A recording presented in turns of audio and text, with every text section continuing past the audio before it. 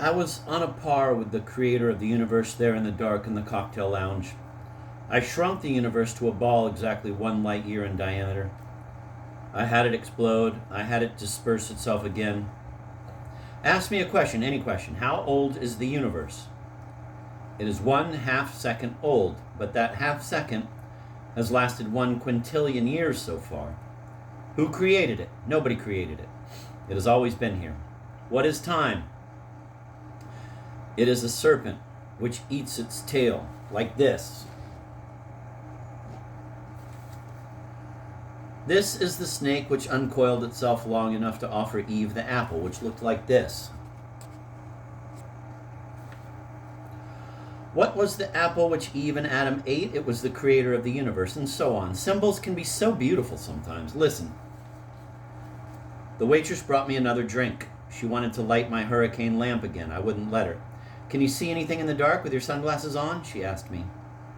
The big show is inside my head, I said. Oh, she said. I can tell fortunes, I said. You want your fortune told? Not right now, she said. She went back to the bar, and she and the bartender had some sort of conversation about me, I think. The bartender took several anxious looks in my direction. All he could see were the leaks over my eyes. I did not worry about his asking me to leave the establishment. I had created him, after all. I gave him a name, Harold Newcomb Wilbur.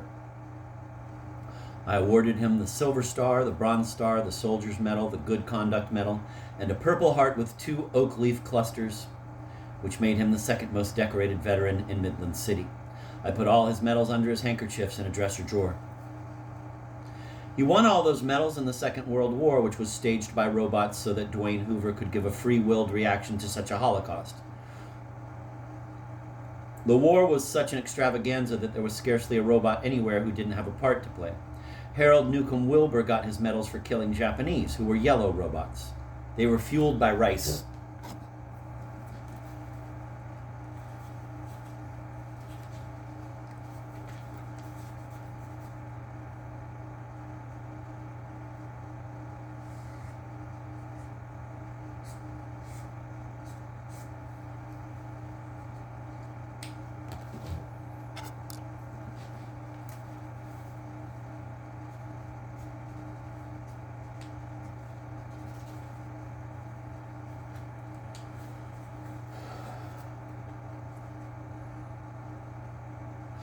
And he went on staring at me, even though I wanted to stop him now. Here was the thing about my control over the characters I created. I could only guide their movements approximately, since they were such big animals. There was inertia to overcome.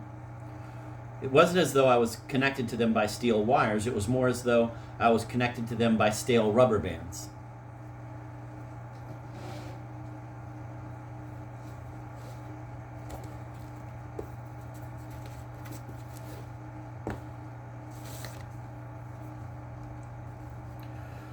So I made the green telephone in back of the bar ring. Harold Newcomb Wilbur answered it, but he kept his eyes on me.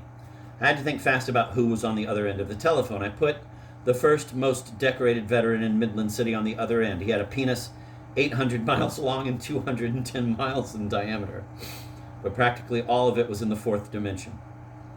He got his medals in the war in Vietnam.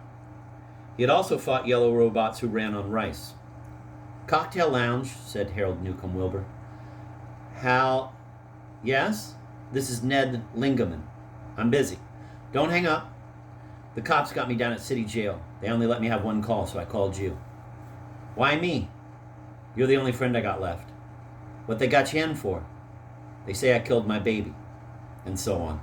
This man, who was white, had all the medals Harold Newcomb Wilbur had, plus the highest decoration for heroism which an American soldier could receive, which looked like this.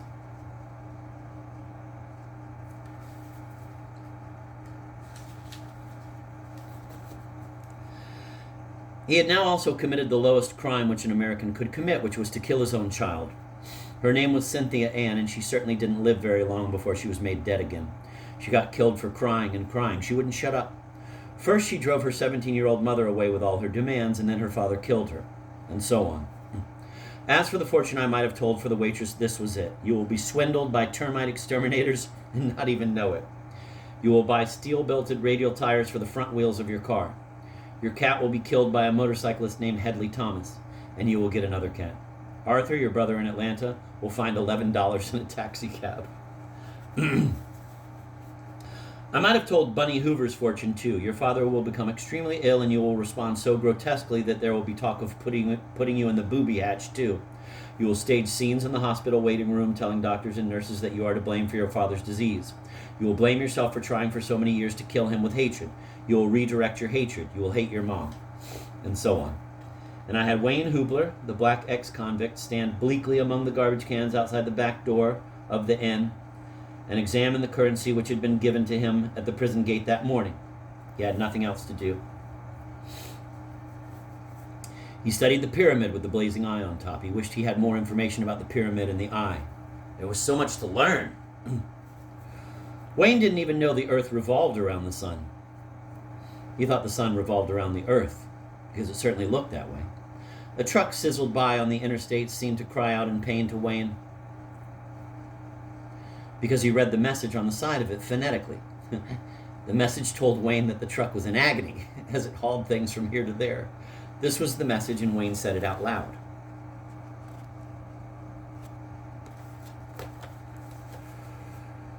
Here was what was going to happen to Wayne in about 4 days, because I wanted it to happen to him. He would be picked up and questioned by policemen because he was behaving suspiciously outside the back gate of Berrytron Limited, which was involved in super-secret weapons work.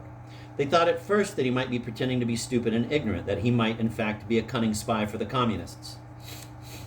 A check of his fingerprints and his wonderful dental work proved that he was who he said he was. But there was still something else he had to explain. What was he doing with a membership card in the Playboy Club of America, made out in the name of Paulo di Capistrano? He had found it in a garbage can in back of the New Holiday Inn. And so on. And it was time now for me to have Rabo Karabekian, the minimalist painter, and Beatrice Kienzler, the novelist, say and do some more stuff for the sake of this book. I did not want to spook them by staring at them as I worked their controls, so I pretended to be absorbed in drawing pictures on my tabletop with a damp fingertip. I drew the earthling symbol for nothingness, which was this. I drew the earthling symbol for everything, which was this. Dwayne Hoover and Wayne Hoobler knew the first one, but not the second one, and now I drew a symbol in vanishing mist which was bitterly familiar to Dwayne, but not to Wayne. This was it. And now I drew a symbol whose meaning Dwayne had known for a few years in school, a meaning which had since eluded him. The symbol would have looked like the end of a table in a prison dining hall to Wayne. It represented the ratio of the circumference of a circle to its diameter. This ratio could also be expressed as a number, and even as Dwayne and Wayne and Karabekian and Beatrice Kienzler and all the rest of us went about our business, earthling scientists were monotonously radioing that number into outer space. The idea was to show other inhabited planets, in case they were listening, how intelligent we were. We had tortured circles until they coughed up this symbol of their secret lives.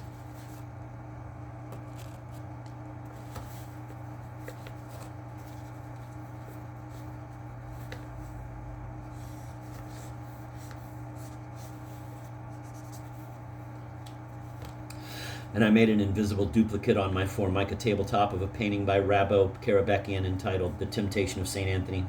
My duplicate was a miniature of the real thing, and mine was not in color, but I had captured the picture's form and the spirit too. This is what I drew.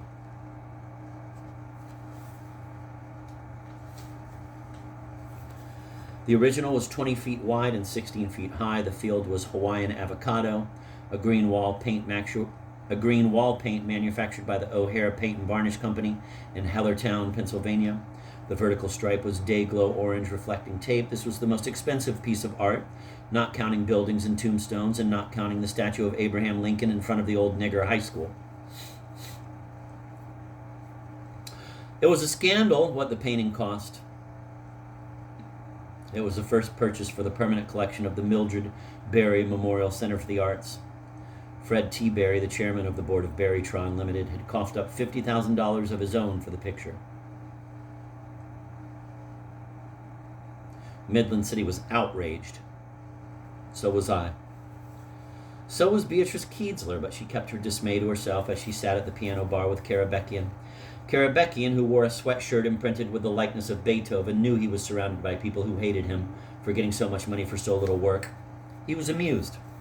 Like everybody else in the cocktail lounge, he was softening his brain with alcohol. This was a substance produced by a tiny creature called yeast. Yeast organisms ate sugar and excreted alcohol. They killed themselves by destroying their own environment with yeast shit.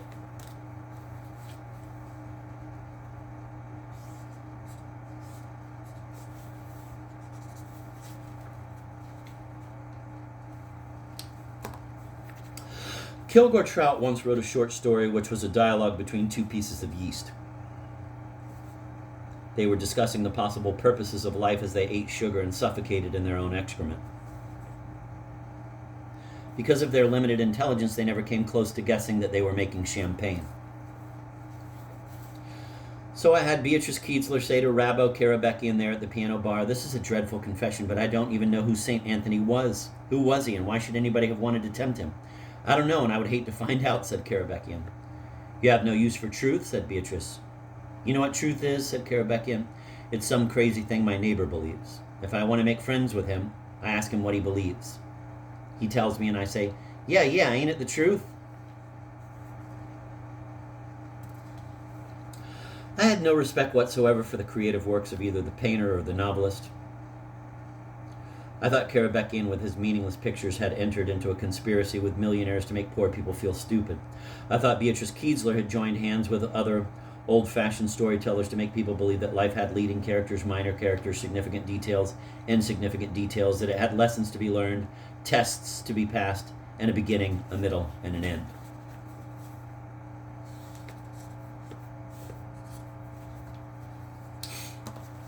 As I approached my 50th birthday, I had become more and more enraged and mystified by the idiot decisions made by my countrymen. And then I had come suddenly to pity them, for I understood how innocent and natural it was for them to behave so abominably and with such abominable results. They were doing their best to live like people invented in storybooks. This was the reason Americans shot each other so often. It was a convenient literary device for ending short stories in books.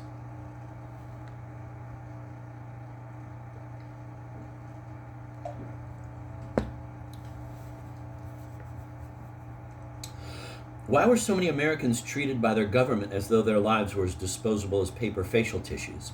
Because that was the way authors customarily treated bit part players in their made-up tales. And so on. Once I understood what was making America such a dangerous, unhappy nation of people who had nothing to do with real life, I resolved to shun storytelling. I would write about life. Every person would be exactly as important as any other.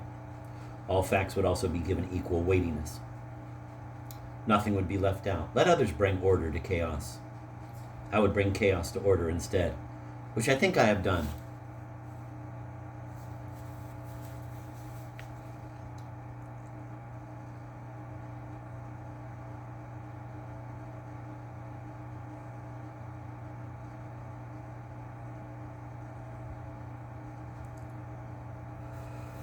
If all writers would do that, then perhaps citizens not in the literary trades will understand that there is no order in the world around us, that we must adapt ourselves to the requirements of chaos instead. It is hard to adapt to chaos, but it can be done. I am living proof of that. It can be done. Adapting to chaos, there in the cocktail lounge, I now had Bonnie McMahon, who was exactly as important as anybody else in the universe, bring more yeast excrement to Beatrice Kienzler and Karabekian. Karabekian's drink was a Beefeater dry martini with a twist of lemon peel, so Bonnie said to him, "Breakfast of champions. That's what you said when you brought me my first martini," said Karabekian. "I say it every time I give anybody a martini," said Bonnie. "Doesn't that get tiresome?" said Karabekian. "Or maybe that's why people found cities in godforsaken places like this, so they can make the same jokes over and over again until the bright angel of death stops their mouths with ashes." "I just try to cheer people up," said Bonnie. "If that's a crime, I never heard about it till now. I'll stop saying it from now on. I beg your pardon, I did not mean to give offense."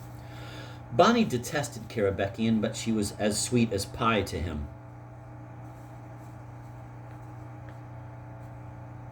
She had a policy of never showing her anger about anything there in the cocktail lounge. The largest part of her income by far came from tips, and the way to get big tips was to smile, smile, smile no matter what. Bonnie had only two goals in life now. She meant to recoup all the money her husband had lost in the car wash in Shepherdstown, and she ached to have steel-belted radial tires for the front wheels of her automobile. Her husband, meanwhile, was at home watching professional golfers on television and getting smashed on yeast excrement. Her husband, meanwhile, was at home watching professional golfers on television and getting smashed on yeast excrement. St. Anthony, incidentally, was an Egyptian who founded the very first monastery, which was a place where men could live simple lives and pray often to the creator of the universe, without the distractions of ambition and sex and yeast excrement. St. Anthony himself sold everything he had when he was young, and he went out into the wilderness and lived alone for 20 years. He was often tempted during all those years of perfect solitude by visions of good times he might have had with food and men and women and children and the marketplace and so on. His biographer was another Egyptian, St. Athanasius, whose theories on the Trinity, the Incarnation, and the divinity of the Holy Spirit, set down 300 years after the murder of Christ, were considered valid by Catholics even in Dwayne Hoover's time. The Catholic high school in Midland City, in fact, was named in honor of St. Athanasius. It was named in honor of St. Christopher at first, but then the Pope, who was head of the Catholic churches everywhere, announced that there probably never had been a St. Christopher, so people shouldn't honor him anymore.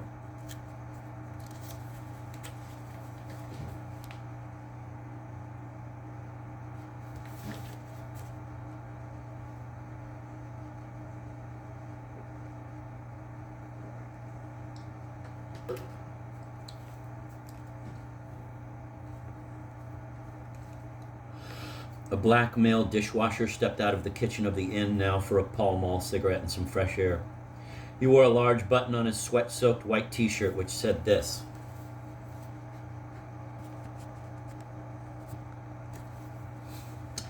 There were bowls of such buttons around the inn for anybody to help himself to, and the dishwasher had taken one in a spirit of levity. He had no use for works of art except for cheap and simple ones which weren't meant to live very long. His name was Eldon Robbins, and he had a penis 9 inches long and 2 inches in diameter. Eldon Robbins, too, had spent time in the adult correctional institution, so it was easy for him to recognize Wayne Hubler out among the garbage cans as a new parolee. "Welcome to the real world, brother," he said gently and with wry lovingness to Wayne. "When was the last time you ate? This morning?" Wayne shyly acknowledged that this was true, so Eldon took him through a kitchen to a long table where the kitchen staff ate. There was a television set back there, and it was on, and it showed Wayne the beheading of Queen Mary of Scotland. Everybody was all dressed up, and Queen Mary put her head on the block of her own accord. Eldon arranged for Wayne to get a free steak and mashed potatoes and gravy and anything else he wanted, all prepared by other black men in the kitchen. There was a bowl of Arts Festival buttons on the table, and Eldon made Wayne put one on before he ate. "Wear this at all times," he told Wayne gravely, "and no harm can come to you." Eldon revealed to Wayne a peephole which kitchen workers had drilled through the wall and into the cocktail lounge. "When you get tired of watching television," he said, "you can watch the animals in the zoo." Eldon himself had a look through the peephole, told